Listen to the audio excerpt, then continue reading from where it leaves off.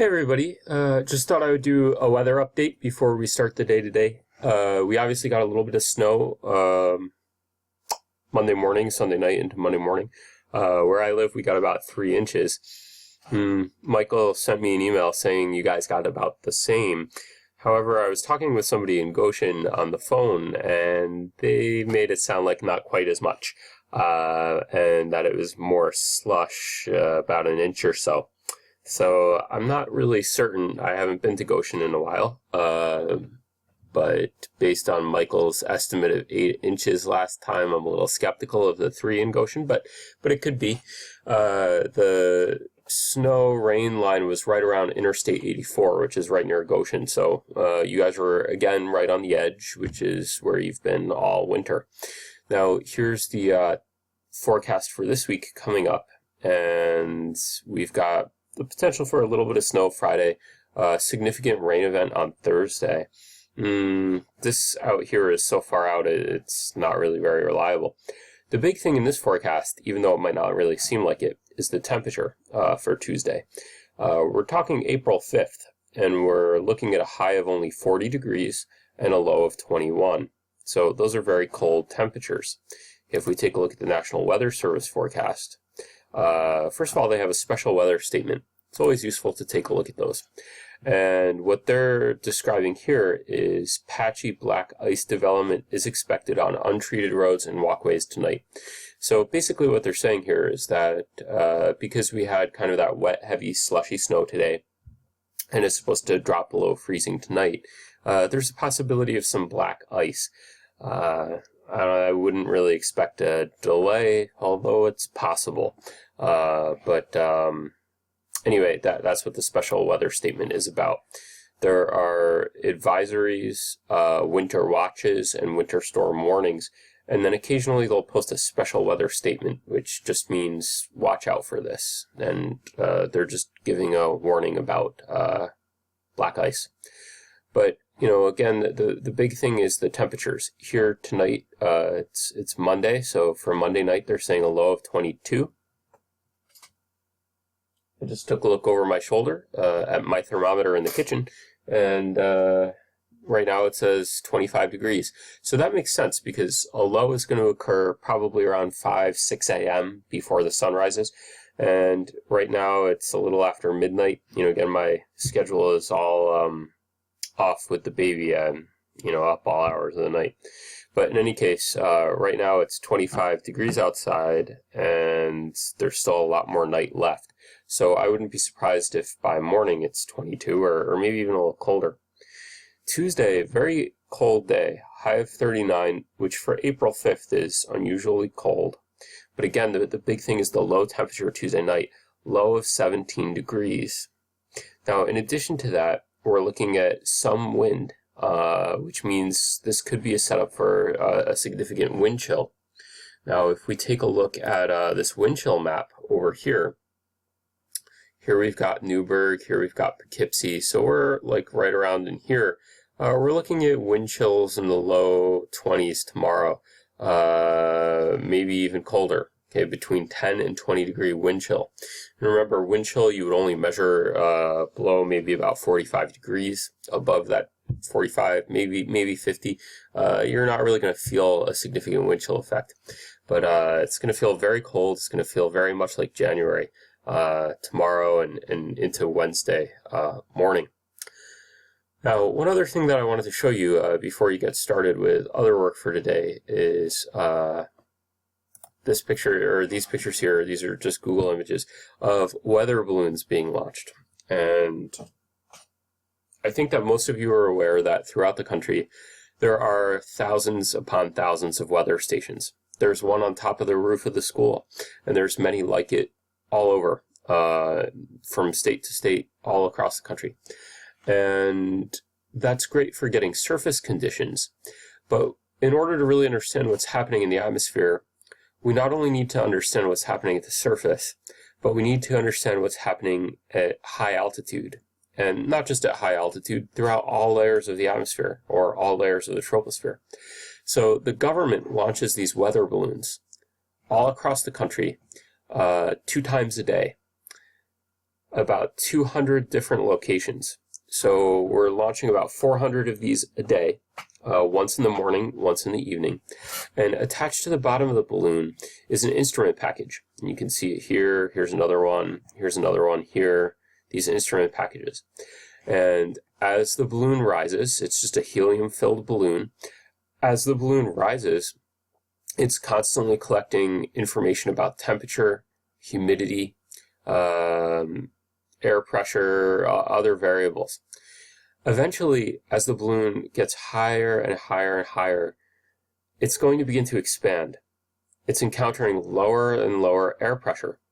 As we get higher in the altitude, there's less air pressure. So as the balloon gets higher and higher and higher and experiences less and less air pressure, it begins to get bigger. It actually expands. This would be true of a little helium balloon that maybe you got at the store and accidentally let go. Eventually, it's going to start to expand, and it'll eventually get so large that it'll burst. The rubber will get stretched to the point where it'll actually expand and explode. When that happens, the little, it's called a radiosonde, the instrument package will fall down to the ground, a little parachute opens, and it will hit the ground somewhere. It has a parachute so it doesn't hit too hard, and if somebody happens to find one, there are instructions on how to mail it back to the National Weather Service, and they can reuse them. They only recover a small percentage of them. I think most of them end up landing in the water or in forests and unpopulated areas, but they do get a number of them back every year from just people that were outside. Maybe it landed in their backyard, or maybe they just found it going for a hike in the woods, something like that. They mail it back in. So anyway, the point is that the data that these collect looks like this. And here we've got a little graph. Slide that over. And this graph looks kind of complicated at first. But really what we're looking at is temperature and dew point. And the red line here represents the air temperature that the balloon experienced as it rose. The green line represents the dew point temperature that the balloon encountered as it rose. And we can see that there are some changes. Also on here, we've got air pressure. And we can see that on our y-axis, we've got air pressure. And then in these red numbers here, these are our altitudes. So we've got 1 kilometer, 3 kilometers, 6 kilometers, 9 kilometers, and so on. And then here we have our air pressures. And we can see 1,000 millibars is about normal at sea level. But once we start rising, the air pressure starts to drop. Here's 500 millibars, 300, 200, 100. Above that, you start getting towards the stratosphere. Here are our temperatures over here. So we've got 50, 40, 30, 20, going all the way down to minus 30. And then on this side of the chart over here, we've got these wind barbs or wind feathers indicating direction of the wind and the speed of the wind. And we'll talk about those more another day. Anyway, we've talked about temperature and dew point quite a bit, and this is another way of looking at it. We're not just looking at the temperature and dew point compared to each other at the surface now. This gives us a profile view of the temperature and dew point all the way up to 15 kilometers. So if we look at it in the beginning, there's a little bit of a gap between our temperature and dew point, which makes sense. As the balloon starts to rise, though, the temperature decreases, which makes sense. But then right here, we get a reversal. The balloon encounters some warmer air. Remember, this is the troposphere, so this doesn't have anything to do with absorption of ultraviolet light or radioactive particles from the sun in the thermosphere or anything like that. But the temperature increases a little bit here. When this happens, we have what's called a temperature inversion. Inversion means we've inverted it, inverted something like a fraction. In this case, it means that instead of it getting colder as the balloon is rising, it's actually getting a little warmer. And there's a lot of reasons why that could be, but for some reason the balloon encountered a little bit of warm air here. And then it got through that warm air, and now the temperature starts to cool as the balloon rises the rest of the way. The dew point takes a really sharp turn to the left. And what this indicates is that we've got this layer of warm air, but I could also tell by looking at the graph that the air is dry, because now in this segment, where we've got our temperature inversion, the dew point is very, very far away from the air temperature. And remember, the further away the temperature is from the dew point, the drier the air. So by looking at this, we can get an idea of what's going on not only at the surface, but at different levels in the atmosphere. So I know at an altitude of a little over 1 kilometer, there was some very warm, dry air here. If we had some precipitation occurring higher in altitude, I would suspect that it would evaporate in this warm, dry layer and probably not even hit the ground. That's a possibility anyway. Or maybe if we were talking about snow happening in a higher altitude or higher elevation, it would probably melt when it got into this temperature inversion here. And then it might come down as rain. It might cool enough to maybe refreeze and come down as sleet, or maybe even freezing rain if the temperature conditions are just right. So anyway, this is just another tool that meteorologists have to look at temperature and dew point and try to help us understand the weather, to make better forecasts, to keep people safe. You know, sometimes students ask me, well, why do I need to know about the weather? And weather is probably one of the most important units of the entire course, because there isn't a day that goes by where you don't think about the weather, from how you're going to get dressed in the morning. You know, is it warm enough to wear a t-shirt, or do I need to wear a sweater? Do I need to wear a jacket or bring an umbrella?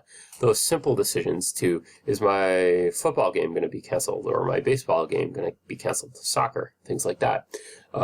Track practice, to bigger decisions about tornadoes, hurricanes, and being safe. So anyway, I'll leave you with those thoughts. There's some other work that I posted that I'd like you to work on today, but we can start out with this and hope everything is going well. Again, feel free to email me with questions, as long as they're legitimate questions, and I'd be happy to answer them. All right, I guess that's it for now. Thanks. Bye.